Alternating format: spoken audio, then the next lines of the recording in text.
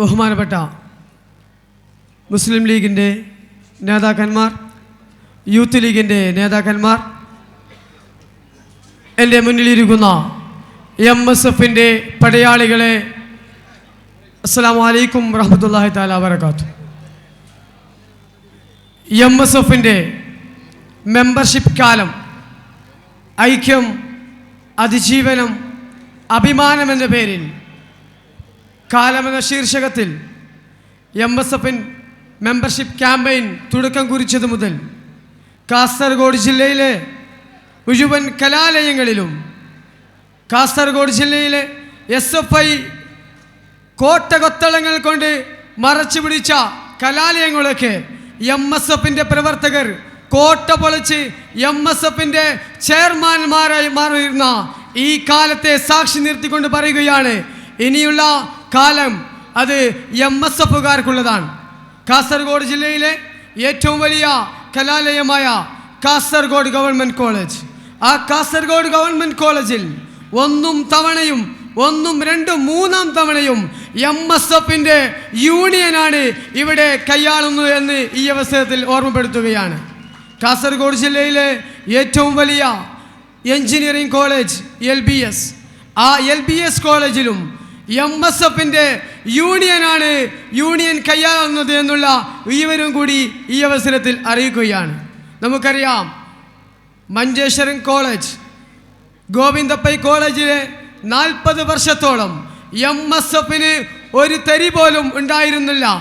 MSFന് ABVPക്കാരും SFIക്കാരും കൈയാളിയിരുന്ന Govindapai college പൊളിച്ചടുക്കിക്കൊണ്ട് 40 വർഷത്തിന് ശേഷം MSFൻ്റെ യൂണിയനാണ് അവിടെയും കൈയാളുന്നുള്ള വിവരം ഈ അവസരത്തിൽ ഓർമ്മപ്പെടുത്തുകയാണ്.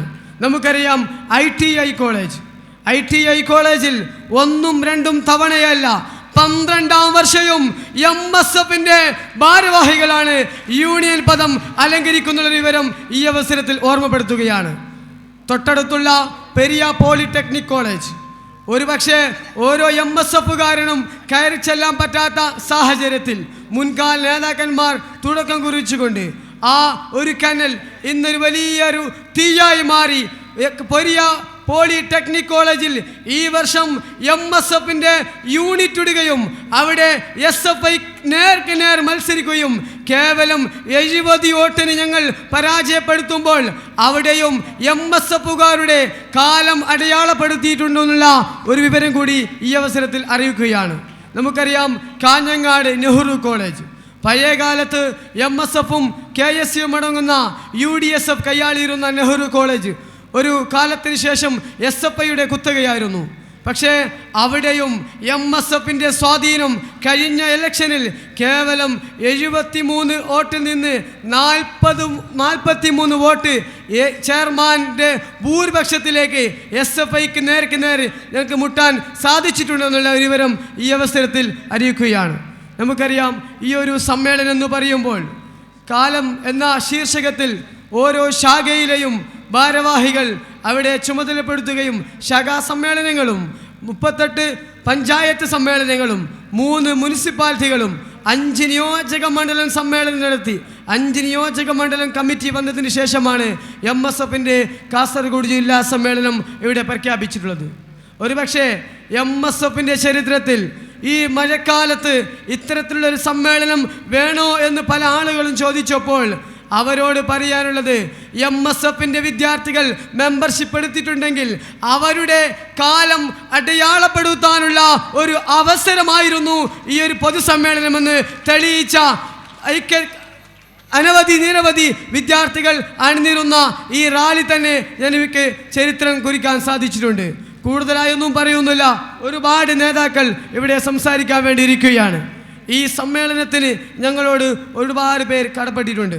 നമുക്കറിയാം, ഈ സമ്മേളനം പ്രഖ്യാപിച്ചത് ബഹുമാനപ്പെട്ട മുസ്ലിം ലീഗിൻ്റെ സംസ്ഥാന ട്രഷറർ ബഹുമാനപ്പെട്ട CT അഹമ്മദ് സാഹിബാണ്.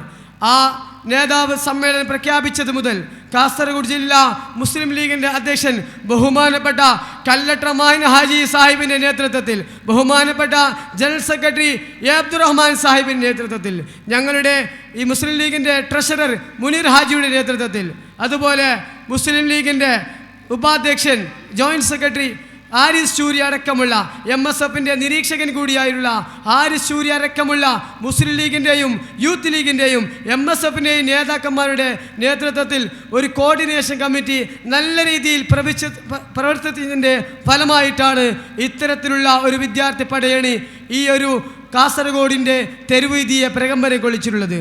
ഇൻഷാ അല്ലാഹ് തുടർന്ന കാലത്തും ഞങ്ങൾക്ക് ശേഷം പ്രളയമല്ല എന്ന് തെളിയിക്കാനുള്ള ഒരു അവസരം കൂടി ഞങ്ങൾക്ക് തന്നതിൽ ഈ അവസരത്തിൽ നന്ദിയോടുകൂടി സ്മരിക്കുകയാണ്. ഈ ഒരു സമ്മേളനത്തിൽ ഞങ്ങളോട് സഹകരിച്ച എല്ലാ നേതാക്കന്മാരെയും, മുസ്ലിം ലീഗ് ആയാലും യൂത്ത് ലീഗ് ആയാലും പോഷക സംഘടന അടക്കമുള്ള STU പോലുള്ള KMCC പോലുള്ള വനിതാ ലീഗ് പോലുള്ള അതുപോലെ പ്രവാസി ലീഗ് പോലുള്ള ലോയസ് ഫെഡ് പോലുള്ള എല്ലാ പോഷക സംഘടനാ നേതാക്കന്മാരെയും പ്രവർത്തകരെയും നന്ദിയോടുകൂടി ഈ അവസരത്തിൽ സ്മരിച്ചുകൊണ്ട് എൻ്റെ അധ്യക്ഷ ഭാഷണം ഇവിടെ വിരാമം കുറിക്കുന്നു. അസ്സലാമു അലൈക്കും വറഹ്മത്തുള്ളാഹി.